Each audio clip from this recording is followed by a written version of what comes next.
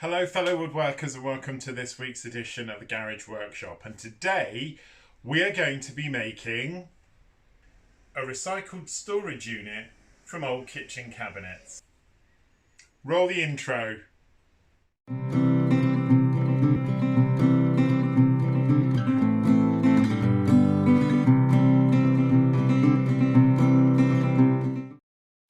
So the first step in making this recycled storage cabinet was to have a look at the units that I had and the offcuts of wood and the shelves and see if there was something that was roughly the same size or some wood that I could cut down to make the exact size. As you can see, there's quite an array of different cabinets here, and they're all different shapes and sizes and they vary in condition. So I had a proper look through all of them until I could find something that looked halfway to what I wanted to do. I knew that whatever I used out of these units, it would have to be adapted. So I wanted to pick one that was as close as possible to the completed size. So obviously there was less modification to be done. So having had an exhaustive look, I struck upon something that looked like it was about right size for me. So, you may have seen my last video. If you haven't, I'll put a link in the description where I made a new cabinet storage unit for my thicknesser planer, and it all came from this. It's a kitchen that was delivered to me by a friend who works in the building trade and had just ripped it out of a client's home. Now, the two units that I used for my thicknesser planer were proper constructed units. Obviously the kitchen is sort of flat packed. It was originally constructed, but it was all constructed in the proper way using, you know, the screws and the clips. Now these units, and these are the ones I've got left, aren't like that, and I'm not sure if you can see it, but these are just pieces of laminated wood that are just screwed together. So there aren't the fixings on there that I expected to see. Now some of them have got them on there, but I think originally this was a much bigger kitchen that has been changed to be a smaller kitchen with bespoke cabinets, and for that reason the cabinets have been created in a slightly different way. So my original plan was to use the original connectors. I'll put a picture on the screen of the ones that I mean now. None of these cabinets that are left have got those in. The only ones that do is this big cabinet here that you can see, and this cabinet is way bigger than I need it to be, but it is the only one that has got the original connectors. The problem with this cabinet is it's got about 3,500 holes in it, and at the back it's just been constructed with another piece of board like this. So I've got two choices. I can either construct something completely new from these units, these off bits of board, or I can try and modify one of these cabinets. Now the problem with using this, as you can see, is it's in pretty bad shape, and whichever way round you use it, there's big bashes and big holes out of it. So if I did want to use a piece like this, I'm going to have to cut the centre out on both pieces, and that means of course that the ends are not going to be laminated. So what I'm going to do is take some of these apart now and see if I can get a couple of really nice pieces, because this cupboard here is essentially completely the right shape. Now I did originally toy with the idea of just making this out of plywood, but the price of plywood at the moment in the UK, I'm filming this video in September 2021, the price of plywood has gone through the roof, and I've got all of this recycled wood. So what I'm going to do is see if I can break some of the units down and find some pieces of wood that I can then put together and reconstruct. So let's do that now. So luckily the disassembling of these cabinets was pretty easy. I found a good piece of wood there that potentially I could use for the back. So disassembling these cabinets, thankfully, was a really easy task, and I got some great bits of wood. Okay, so I think we found a winner. I've got a cabinet here you can see which pretty much matches what I want. This side and this side are in very good condition. There's hardly any marks on them. There's a little bit of a grease stain on this side, but absolutely fine. And the centre post, absolutely fine. In fact, the one on this side isn't too bad either, but it's got a lot more screw holes in it. and obviously this has got holes in it where the shelf holders are, but I'm not too worried about that, to be honest with you. So what I'm going to do is take the unit apart, retain these two sides. I don't need to have the shelf at the back, and it's got a hole cut out in it anyway, and I don't need the top and bottom because I've managed to find two shelves that were in one of the thinner cabinet units, and these are actually, apart from a good clean, they're actually in really good condition. So these are going to go here and form the top and the bottom. Now they're a little bit shallower than the unit, so what I am going to have to do is trim off the edge of these, but actually I'm not worried about that because, as I said, here there's some it looks like glue stuck on the back, and I could do with literally just taking that off. So I'll take those off. That'll be the top. Here's the other shelf, which will be the bottom. And the last thing I've got is this. Although this panel at the back is fine, it has got a circular hole cut out where it was used to fix it to the wall. But I found, as you saw in the last clip, I found this board, which one side of it is a bit dodgy, and the other side isn't. Now it'll be a different colour. This side has got a sort of rubbery glue, but that will clean up nicely. But the only thing it has got are these drill hole marks in the top and the bottom. But actually this is a lot bigger than I need it to be. So what I'm going to do is cut this down when I cut it off, and it'll allow me to make a small unit, and I can take off these bits. But even if I don't, and I leave it as it is, I can use these as the fixings for fixing it onto the wall, because there's 4 of them. I am planning to mount this onto the wall so I can just use it to fix onto there. So I've got the wood I need. Let's now take this apart and start making it the sides and taking the top off and get it ready for constructing in the new cabinet.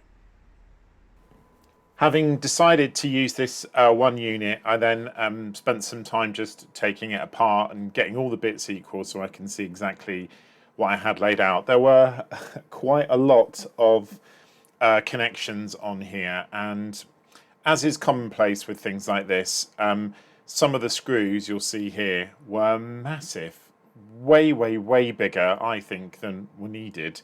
And I was really surprised, but it does add to my waste screw collection, so I can't complain. And I also managed to salvage quite a few of the clips from this, which was really helpful.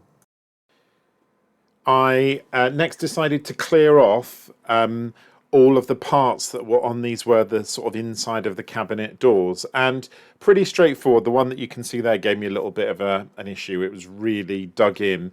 The biggest issue I had was taking out these little plastic sort of screw caps. They were for screws to go into, but they were jammed in there so tightly, and obviously I don't think they've ever been out. It took quite a while to get them out with the pliers and a bit of brute force, but I got there. Next, a good old clean up. You can probably see how dirty the inside of this cabinet was. Very greasy. So I gave it a grease up, and then I offered up the sections to begin cutting. So I had to transfer the holes from the longer piece onto what would be my new top and bottom. And this was actually the first of the problems that I had. This was actually where I'd made the main problem, obviously not aware of it. And what I've actually done in this picture, you can see, it's the unfinished side facing up of that shelf, and it should have been the finished side, which you can see there. And that was where things sort of started to go slightly wrong with this part. And obviously at this point I was completely oblivious to the mistake. It would only be noticed later when I did a dry fit to see if everything worked. So I selected 2 different drill bits here, having transferred the holes across using just literally a right angle and a pencil mark. There were 2 sized holes. The actual metal fixing hole was an 8mm gap, an 8mm hole, and the dowel was a 6mm. So I transferred those across, and then I needed to put in these sort of locking casters from inside. So to do this, I took one of the old units, which I'm going to cut up for firewood. It's in pretty bad nick. And I just continued the hole all the way through to use as a template. I then attached my new bit on the bit at the bottom, drilled through, so I had holes to at least start me off, and you can see there. And then I finished them just drilling them down using the force and the bit on the drill until I got it deep enough that the fixing connector would attach. As I said, here, completely oblivious to the fact that actually this is upside down and the wrong way round, which you'll see in a minute. it looks perfect there, offers it up, goes on, and that's really where I should have noticed, but sadly I didn't. So I then went on and did exactly the same procedure on the second end or the second top.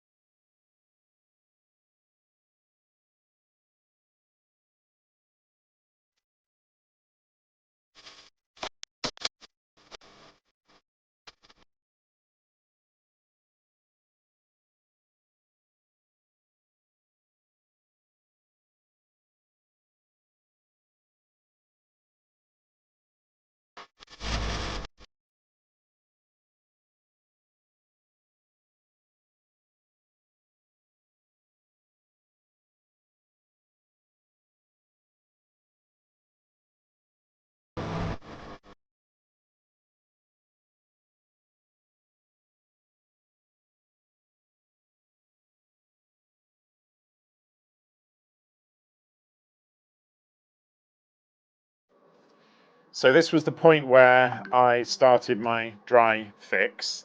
Um, as you can see, started off well. The first one went in, yep, not a problem.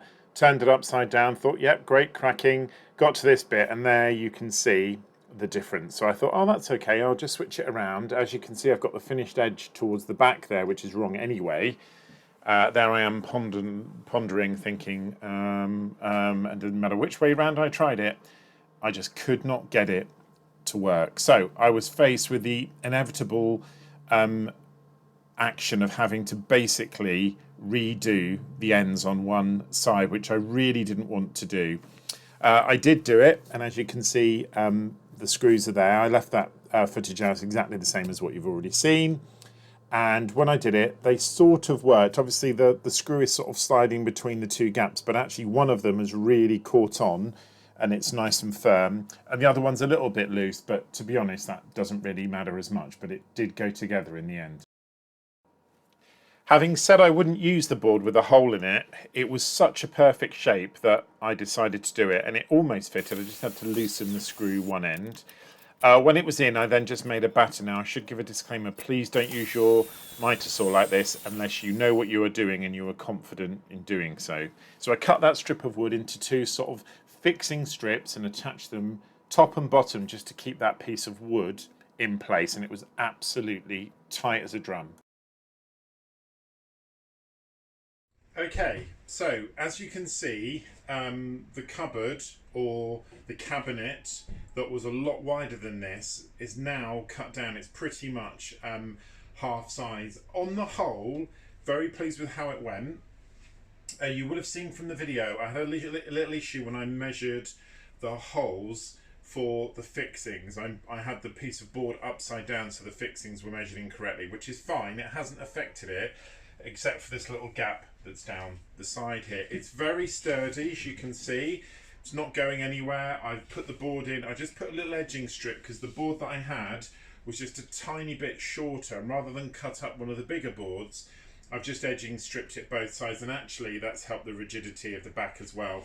And it's flush with the top. Slightly raised up on that side, but when I've essentially taken a unit that is double this size and made it half the size, I'm pretty pleased with that. So before we go on to do the final fix on this, and I'm going to show you what the final fix is and where this is going to sit, I'm just going to check that we've got everything correct. So, perfect right angle. Yeah. Perfect. And now the last one.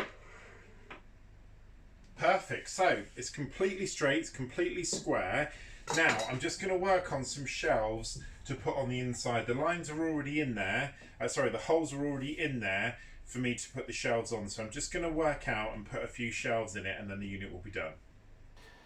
The last stage was to use my plunge saw. I'm not going to say it again. Love this plunge saw, Parkside. I made the shelf. I made 4 shelves in the end, and they all fitted in a treat. And I have got room to make more if I wanted to. But all 4 shelves done and constructed, and in they went. Okay, so the cabinet unit is finished now, and I have to say, on the whole, I'm pleased with how it's turned out.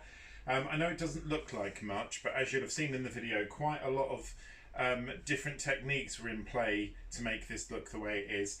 It's not 100%, there's a little bit of a ridge on the top on this side and the same on this side, but considering I've never done anything like this before, I've never really worked with this wood before, and I've certainly never re-put in catches like that before, I'm pleased with how it's turned out. Originally I was going to make it much narrower and make it a sort of woodwork storage for sandpaper and things like that for my smaller things, but I've got a plan actually. I might attach this to the side of my new mobile thicknesser planer cart, which I've got a video on my channel for that. It's worth checking out if you haven't seen it. But this might screw in quite nicely on the side just to give me a little bit of storage. So I've got things like different rulers that can go in there, the stuff for my table saw, the push stick and the glides and all those sorts of things. So I might put it in there. But overall, this was only going to end up in a dump or burnt up for firewood, and I've taken something and made something else from it. And of course, with the price of wood at the moment, it's great if we can recycle as much as we can. Thank you very much for joining me on this week's edition of the Garage Workshop. As always, please like, hit the notification bell and subscribe to the channel if you haven't already, and please feel free to leave me a comment down below. Have a fantastic week, and I'll see you on the next edition of the Garage Workshop. Goodbye, fellow woodworkers.